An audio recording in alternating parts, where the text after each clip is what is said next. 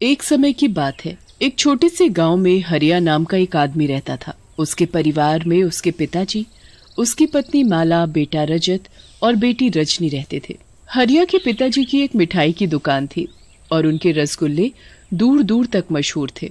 हरिया के पिताजी मिठाई बनाते थे और हरिया दुकान पर बैठता था। एक दिन हरिया के पिताजी की बहुत ज्यादा तबीयत खराब होने की वजह से मौत हो जाती है। मैं सोच रहा था कि कोई और काम शुरू कर दूं। पिताजी के जाने के बाद अब मिठाई कौन बनाएगा? पर अब आप कहाँ नौकरी करने जाओगे? अगले दिन हरिया नौकरी ढूंढने निकल पड़ता है, पर उसे कोई नौकरी नहीं मिलती। बहुत दिन निकल जाते हैं, पर हरिया रोज ऐसे ही निराश होकर घर वापस आता था। एक दिन वो माला से बोलता है, सुनो, मैं अब अपनी दुकान ही संभालूंगा। मैंने हमेशा पिताजी को मिठाई बनाते देखा है। बाकी सब तो मुश्किल है, पर हाँ, रसगुल्ले बनाना आसान है। आप और रसगुल्ले? ऐसे तो मत बोलो। तुमको क्या पता मेरे बारे में? मैं हलवाई का बेटा हूँ। हाँ हाँ, क्यों नहीं, कोशिश करने में क्या जाता है। वैसे ही दिवाली आने वाली है, दिवाली पर अच्छा काम निकल जाएगा। अगले दिन बाद हरिया अपनी खुद की रसगुल्ले की दुकान खोल लेता है। वो खुद अपने हाथ से रसगुल्ले बनाता है और दुकान पर बैठ जाता है। रसगुल्ले ले लो, रसगुल्ले, ताजे रसीले और मीठे रसगुल्ले। हरिया की आवाज सुनकर वहाँ एक आदमी आता है। अरे वाह, रसगुल्ले दिखने में तो बहुत ही स्वादिष्ट लग रहे हैं। जरा 1 किलो पैक कर देना। वो आदमी रसगुल्ले लेकर घर जाता है, पर जैसे ही वो रसगुल्ला खाता है उसका स्वाद बिल्कुल अच्छा नहीं होता। ये तो बिल्कुल भी स्वाद नहीं है। पूरे 200 रुपए बर्बाद हो गए। हरिया रसगुल्ले बनाकर बेचने तो लगा था, पर वो बिल्कुल भी स्वादिष्ट रसगुल्ले नहीं बना पाता था। काफी लोग हरिया से रसगुल्ले लेकर जाते हैं, पर किसी को भी उसके बनाए रसगुल्ले पसंद नहीं आते। कोई भी एक बार उसकी दुकान के रसगुल्ले खाने के बाद दोबारा नहीं खाता। समझ नहीं आ रहा क्या करूं। अब तो दुकान पर कोई आता ही नहीं। ऐसे कैसे घर चलेगा? अजी, अब परेशान मत हो, सब ठीक हो जाएगा। एक दिन आप भी बाबूजी जैसे रसगुल्ले बना पाओगे। हरिया बहुत निराश हो जाता है। वो अच्छे से अच्छे रसगुल्ले बनाने की कोशिश करता है, पर हमेशा रसगुल्ले खराब ही बनते थे। हरिया अपने घर के हालात ठीक करने की पूरी कोशिश कर रहा होता है। हरिया रोज शाम को दुकान बंद करके घर के पीछे वाले बगीचे में जाकर बैठता था, जहाँ आसपास बस शांति और हरियाली थी। एक दिन हरिया की नजर उस सूखे पेड़ पर पड़ती है जो उसके बाबूजी ने लगाया होता है। हरिया को उस पेड़ की हालत देखकर बहुत दुख होता है, क्योंकि वो पेड़ उसके बाबूजी की आखिरी निशानी होती है। हरिया अगले दिन से रोज उस पेड़ को पानी देने लगता है। चाहे वो कितना भी परेशान हो, पर वो उस पेड़ को पानी देना नहीं भूलता। एक दिन वो पेड़ काफी हरा भरा हो जाता है। हरिया को उस पेड़ को देखकर बहुत खुशी होती है। कितना सुंदर लग रहा है ये पेड़। कितनी ठंडी हवा मिल रही है इससे तो। हरिया उस पेड़ के नीचे काफी देर बैठता है और फिर घर चला जाता है। बड़े उदास लग रहे हो, आज भी कुछ कमाई नहीं हुई क्या? नहीं, मैं कितनी कोशिश करता हूँ, पर बाबूजी जैसे रसगुल्ले बना ही नहीं पाता। समझ नहीं आ रहा क्या करूँ। अब तो मैं सोच रहा हूँ कि दुकान बंद ही कर दूं। कम से कम रोज का नुकसान तो नहीं झेलना पड़ेगा। सही बोल रहे हो, कुछ तो सोचना पड़ेगा। हरिया और माला अपनी दुकान को हमेशा के लिए बंद करने का फैसला कर लेते हैं। अगले दिन हरिया अपनी दुकान नहीं खोलता और शाम को उसी पेड़ के नीचे जाकर बैठ जाता है। हरिया की बैठे बैठे आंख लग जाती है और तभी उसको एक आवाज आती है। क्या हुआ हरिया?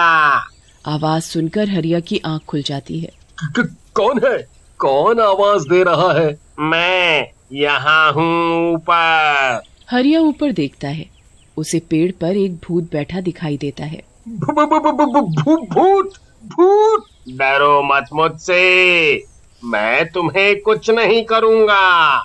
घबराओ मत हरिया, मुझे तुम्हारे हालात के बारे में सब पता है और तुम अब बिल्कुल परेशान मत हो, क्योंकि मैं तुम्हारी मदद करूँगा। तुम और मेरी मदद? तुमको कैसे पता मेरे बारे में? मुझे तो कुछ समझ ही नहीं आ रहा। तुम्हें कुछ समझने की जरूरत नहीं है, बस जैसा जैसा मैं बोल रहा हूँ वही करो। पर कहीं तुम मुझे अपनी बातों में फंसाकर मारना तो नहीं चाहते? मुझे तुम्हें मारना होता तो मुझे 1 सेकंड भी नहीं लगता तुम्हें मारने में, पर सब भूत एक जैसे नहीं होते। हरिया को उस भूत पर विश्वास होने लगता है। अब तुम्हें मुझ पर विश्वास हो ही गया है तो सबसे पहले अभी मेरे साथ अपनी दुकान पर चलो। हरिया उस भूत की बात मान लेता है और दोनों दुकान पर जाते हैं। अब मुझे क्या करना है? तुम्हें नहीं, मुझे करना है। तुम चुपचाप बैठ जाओ बस और मुझे देखो कि मैं क्या कर रहा हूँ। भूत एक बड़े से बर्तन में बड़े बड़े रसगुल्ले बनाता है, फिर उन रसगुल्लों को चाशनी में डुबो देता है। हरिया भूत को ये सब करते देख हैरान रह जाता है। आखिर तुमने ये सब कैसे किया? तुमको रसगुल्ले बनाने कैसे आते हैं? वो सब छोड़ो और कल सुबह अपनी दुकान खोलकर सबको अपने रसगुल्लों का स्वाद चखाना।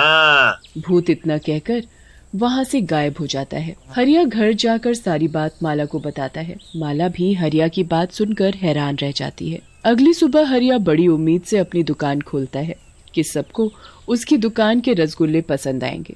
सब लोग रसगुल्ले देखकर बड़े हैरान होते हैं क्योंकि कभी किसी ने इतने बड़े रसगुल्ले देखे भी नहीं होते। रसगुल्ले खाओ, रसगुल्ले, ताजे मीठे रसगुल्ले। बहुत देर हो जाती है पर कोई भी हरिया की दुकान पर रसगुल्ले खरीदने नहीं आता। हरिया बड़ा निराश हो जाता है और उसी पेड़ के नीचे जाकर बैठ जाता है। क्या हुआ हरिया? आज तो तुम्हें बहुत खुश होना चाहिए, पर क्यों? क्योंकि आज तो तुम्हारी दुकान के सारे रसगुल्ले बिक गए होंगे। नहीं, ऐसा बिल्कुल भी नहीं हुआ। सबने आकर रसगुल्ले देखे तो सही, पर किसी ने खरीदे नहीं। एक काम करो, कल तुम लोगों को मुफ्त में रसगुल्ले बांटना।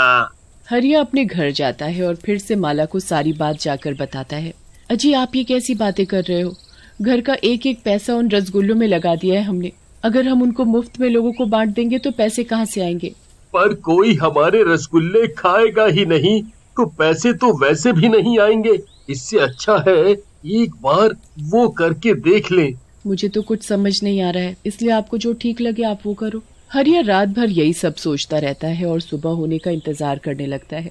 जैसे ही सुबह होती है हरिया अपनी दुकान खोलता है और लोगों को आवाज देने लगता है। रसगुल्ले ले लो, रसगुल्ले, इतने स्वादिष्ट रसगुल्ले आपने कभी नहीं खाए होंगे। हरिया की आवाज सुनकर हरिया का पड़ोसी मोहन वहाँ आता है और हरिया से बोलता है। अरे हरिया भाई, अब तुम्हारी दुकान के रसगुल्लों में वो बात कहाँ जो तुम्हारे बाबूजी के टाइम पर थी।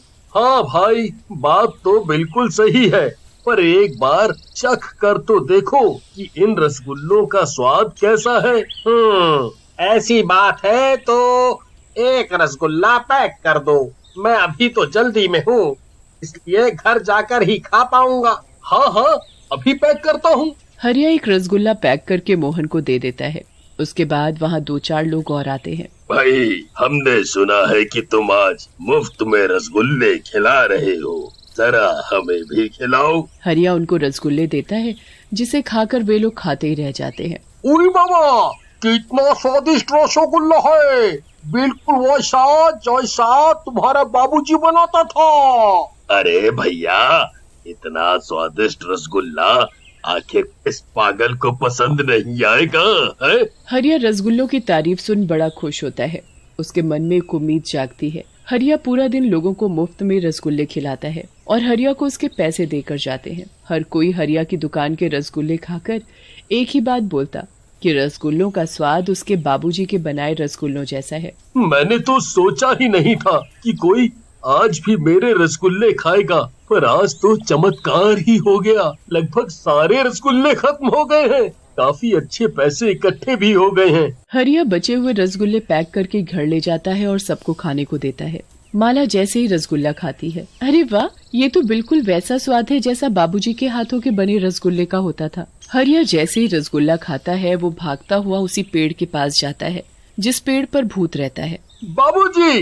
बाबूजी? कौन बाबूजी? मुझे सब समझ आ गया है, आप मेरे बाबूजी हो। उस दिन के बाद रोज हरिया के बाबूजी रात को रसगुल्ले बनाते और दिन में हरिया उन सबको बेच देता और उसके रसगुल्ले दूर दूर तक मशहूर हो जाते हैं।